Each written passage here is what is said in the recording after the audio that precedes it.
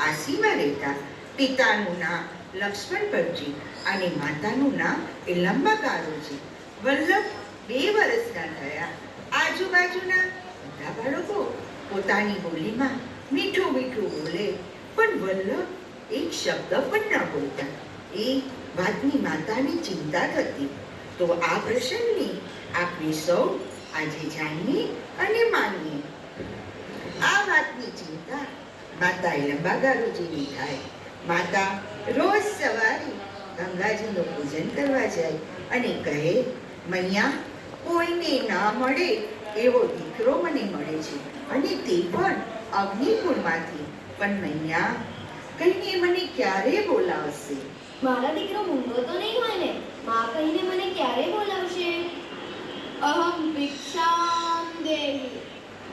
સંન્યાસી, નો અભિક્ષા. મારે અપેક્ષા નથી જોઈતી. તો સંન્યાસી, આપણે હું શું આપું? આ તો બ્રાહ્મણનું ઘર છે. અરે મૈયા, તારી કુખે જે બાળક થયો છે, હું તો તેના દર્શન કરવા આવ્યો છું. મૈયા, મને ભિક્ષા નથી જોઈતી. સંન્યાસીજી, ઘરમાં પધારો. મારા વલ્લભને આશીર્વાદ આપો. 2 વર્ષનો થયો પણ હજી બોલતો નથી. મૈયા, આપ તો ભાગ્યશાળી છો. ભગવાનના ચરણમાં જે ચિહ્નો છે તે જ ચિહ્નો તારા બાળકના ચરણમાં પણ છે. હા, એકદમ સાચું કહ્યું સંન્યાસી. પણ સંન્યાસી 2 વર્ષનો થઈ ગયો, હજુ એ બોલતો નથી. તમારો દીકરો તો જગતને બોલતો કરનારો છે. એના બોલવાની ચિંતા આપ શા માટે કરો છો? પ્રભુ, કોળિયમ વેશમ. હે પ્રભુ, આ કયો વેશ છે? સર્વેશ્વર સર્વાત્મા નિજેચ્છા કરીષ્યતિ. અરે સંન્યાસી, આપે કઈ કહ્યું? અરે મૈયા, તારા દીકરાએ જ જવાબ આપ્યો છે. ખરેખર મારો વલ્લભ બોલ્યો, પણ મને અમ્મા કહીને ક્યારે બોલાવશે? અમ્મા, ઓ અમ્મા. અરે સંન્યાસી ક્યાં ગયા?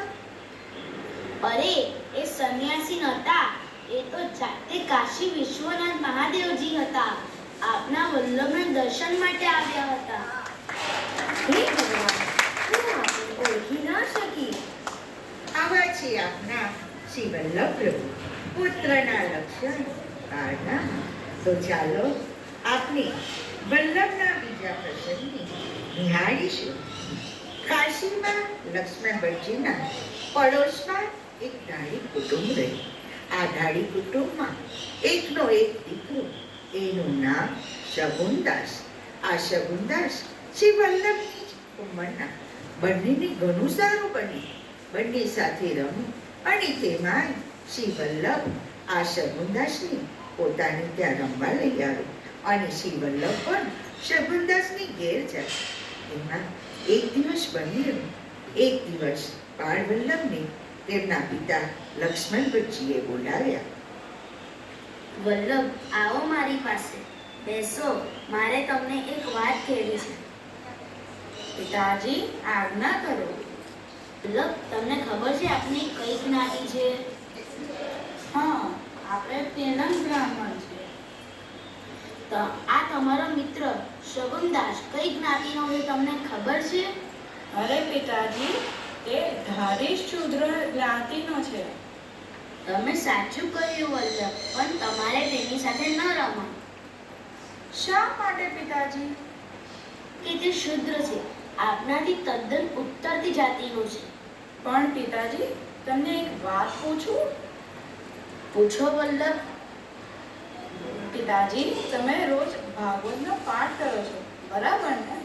હા વલ્લભ, હું તો કરું જ છું ને. પિતાજી, ભાગવતમાં એવા શ્લોકો છે કે જેમાં એમ કહ્યું છે કે ભગવાનની ભક્તિ કરવાનો અધિકાર મનુષ્ય માત્રને એક સરખો છે ને? હા વલ્લભ, તું સાચું કહે છે. તો પિતાજી, તમે ભાગવતજીની આ વાત સ્વીકારો છો ને? હા હા, હું સ્વીકારું છું. પિતાજી, તમે મને શગુનદાસ સાથે રમવાની કેમ ના પાડો છો? તો પછી વલ્લભ, તમને જેમ ઠીક લાગે તેમ કરો. વૈષ્ણવો, આવા આપણા શ્રી વલ્લભ પ્રભુને આપણા પિતાજી પણ ના ઓળખી શક્યા. તો આવા આપણા બાળ વલ્લભ પહેલેથી સમજદાર અને ચતુર હતા. આવા તો અનેક એમના પ્રેરક પ્રસંગો પરથી આપને ઘણી બધી પ્રેરણા મળે છે. અને આપના વલ્લભે આપના દરેક વૈષ્ણવ માટે એટલી કૃપા વરસાવી છે. અને એવા કરુણાના પ્રસંગો છે કે જે પ્રસંગો દ્વારા આપના જીવનને ખૂબ બધી બોધ આપ્યો છે. તો આવા બાળકોના બાળ પ્રસંગને નિહાળીને આપણે કૃતાર્થ થયા. ચાલો વૈષ્ણવ, આપણે સૌ સાથે મળીને શ્રી વલ્લભના નામનો જયઘોષ કરીશું. બોલો શ્રી વલ્લભ.